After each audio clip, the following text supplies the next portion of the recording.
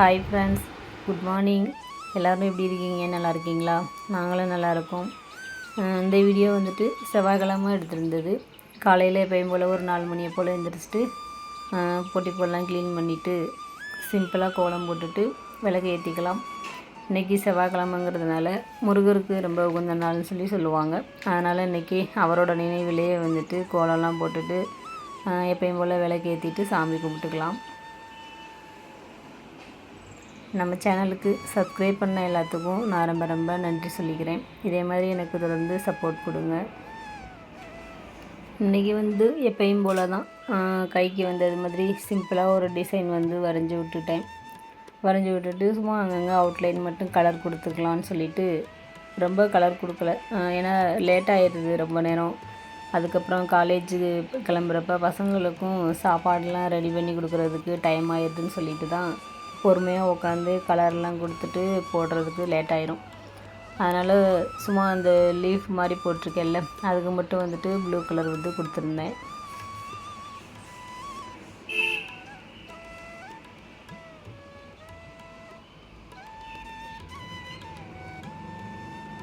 இப்போல்லாம் காலையில் அலாரமே அடிக்கிறதே இல்லை. டக்குன்னு கரெக்டாக 4 மணிக்கு எப்பயும் போல் முழிப்பு வந்துடுது. முன்னாடிலாம் கூட ஸ்டார்டிங்கில் எழுந்திரிக்கிறப்ப ரொம்ப சோம்பேறித்தனமாகவே இருக்கும். இப்போ கொஞ்சம் ரெகுலராக பழகிட்டு அப்புறம் இடையிலையுமே நான் முன்னாடி சொன்னது போல் கோயில்களுக்கெல்லாம் போகிறப்ப காலையில் 3 மணி 4 மணியை போலெல்லாமே நடந்து போய்கிட்டு இருந்தோமா. அது திருச்செந்தூர் போயிருந்தப்போ கன்னியாகுமரிலாம் போயிருந்தப்போ அதனால் இப்போல்லாம் நல்லா சுறுசுறுப்பாகவே அந்த டைமுக்கு முழிப்பு வந்துடுது. அப்புறம் நம்மளே தூங்கணும் அப்படின்னு நினச்சோம்னா கூட தூக்கம் வரமாட்டேங்குது. அதனால் சரி எழுந்திரிச்சிட்டு எப்பயும் போல் நம்ம கண்டினியூவாக இந்த மாதிரி விளக்கேற்றிட்டு சாமி கும்பிட்டுக்கலாம் அப்படின்னு சொல்லிட்டு எழுந்திரிச்சிடுறது. நல்லா பாசிட்டிவ் வைப்ஸாக இருக்குது. எல்லாத்துக்கும் முன்னாடி எழுந்திரிச்சிட்டு நம்ம கோலம்லாம் போட்டுட்டு இந்த மாதிரி விளக்கேற்றிட்டு சாமி கும்பிட்றப்ப ரொம்ப மனசு அமைதியாகவும் இருக்குது. கண்டிப்பாக நம்ம நினச்சது நடக்கும் அப்படின்னு சொல்லிட்டு நம்பிக்கை இருக்குது. அதே மாதிரி இவ்வளோ நாள் நான் இந்த மாதிரி பூஜை பண்ணிவிட்டு சாமி கும்பிட்டதுக்கு முன்னாடி நான் வேண்டிக்குவேன். காலேஜில் பசங்களுக்கு நல்ல மார்க் வரணும், நல்லபடியாக அதில் வரணும் அப்படின்னு சொல்லிட்டு அது பிரகாரமே இவ்வளோ நாள் என் வேண்டுதல் வீண் போகலை. அதே மாதிரியே பசங்க நல்ல மார்க் எடுத்திருக்காங்க. ரொம்ப சந்தோஷமாகவும் இருக்குது. அதுக்காகவே முக்கால்வாசி இப்போ திருப்பி மறுபடியும் கண்டினியூவாக போடலாம், எப்போயுமே இதே மாதிரி நல்லதே நடக்கணும் அப்படின்னு சொல்லிட்டு வேண்டிக்கலாம். அவங்களும் சும்மா சொல்லக்கூடாது. எப்போயுமே 3 மணி 4 மணியை போலலாம் எழுந்திரிச்சிட்டு எக்ஸாம் டைம்லலாம் படிப்பாங்க. அதனால் அவங்களும் ரொம்ப உழைப்பு போட்டிருக்காங்க. அதுக்கு தக்கன நம்மளோட வேண்டுதலும் சேர்ந்து ஹெல்ப்பாக இருக்கும் அப்படின்னு சொல்லிட்டு தொடர்ந்து முடிஞ்ச வரைக்கும் இதை கண்டினியூ பண்ணலாம் அப்படின்னு சொல்லிட்டு நினச்சிருக்கேன். உங்களுக்கும் இதே மாதிரி ஏதாவது வேண்டுதல் வச்சுக்கலாம், படிப்பு விஷயமா இல்லைன்னா வேலை விஷயமானா கூட முழு மனதோட நம்பிக்கையோடு நம்ம இறங்கி இந்த மாதிரி செஞ்சோன்னா கண்டிப்பாக என்னைக்காச்சும் ஒரு நாள் நம்மளுக்கு பலன் கிடைக்கும். அதனால் எப்பயுமே நம்மளுக்கு நம்பிக்கை தான் ரொம்ப முக்கியம்.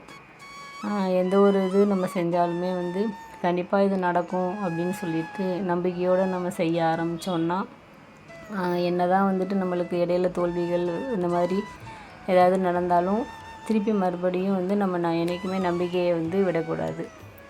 திருப்பி என்றைக்காக இருந்தாலும் நடக்கும் அப்படின்னு சொல்லிட்டு ஒரு மனசு உறுதியோடு இருந்தோம்னா அது நிறைவேறும். நம்ம ஆள் மனதில் என்ன நம்ம நினைக்கிறோம், எப்படி நம்ம இருக்கிறோமோ அதை பொறுத்து தான் நம்மளுக்கு கண்டிப்பாக நம்ம நினைக்கிற காரியங்கள் வெற்றி கிடைக்கும் அப்படின்னு சொல்லிட்டு நானும் அனுபவத்தில் கற்றுக்கிட்டது தான். அதனால் எல்லாத்துக்குமே ஒரு அனுபவம் இருக்கும். அதனால் எப்பயுமே விடாமுயற்சி நம்பிக்கையோடையே நம்ம முன்னேறி போய்கிட்டே இருக்கணும். அதுக்கப்புறம் உள்ளே அங்கே எப்பயும் போல் விளக்கேற்றிட்டு இயற்கையை வேண்டிக்கலாம். அப்புறம் இங்கே வெளியில் வாசலில் முன்னாடியே தண்ணி தெளிச்சிட்டு கூட்டி பெருக்கிட்டு போயிருந்தேன். அப்புறம் இப்போ ஒரு 5:30 டைமில் நம்ம வெளியில் போட்டோன்னா கொஞ்சம் பேர் வாக்கிங் இதுக்கு போவாங்க. சுத்தமாக ஆள் நடமாட்டமே இல்லாமல் இருக்க மாட்டாங்க இப்போதைக்கு. 4 மணிக்கு நம்ம எழுந்திரிச்சி வர்றப்போ யாருமே இருக்க மாட்டாங்க, சுத்தமாக வெறிச்சு ஓடி கிடக்கும். அதனால் இப்போ இந்த டைமில் வந்தோன்னா நம்மளுக்கும் கொஞ்சம் பயம் இல்லாமல் ஃப்ரீயாக கோலம் போட்டுட்டு அதுக்கப்புறம் உள்ளே போயிடலாம். நான் வெளியில் கோலம் போடுறப்பயே சீரோவும் வெளியில் வந்துடுவான். அவனும் இங்கேயும் ஓடிக்கிட்டே தான் தெரியுவான். அதனால் பயம் இருக்காது. இருந்தாலும் சரி 4 மணியை போல் ஏன் வந்து வெளில வந்துட்டுன்னு தான் அதுக்கப்புறம் ஒரு 5:30 போல் வந்துட்டு வெளியில் வந்து கோலம் போட்டுக்கிட்டேன்.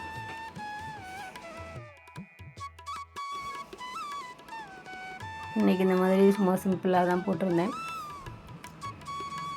நல்லா பொறுமையாக போட்டால் அந்த அவுட்லைன்லாம் நல்லா போடலாம். எனக்கு டக்கு டக்குன்னு திருப்பி அடுத்து போயிட்டு கிச்சனில் வேலை இருக்குது அப்படின்னு சொல்லிட்டு பயத்துலையே வேக வேகமாக போட ஆரம்பிச்சிருவேன்.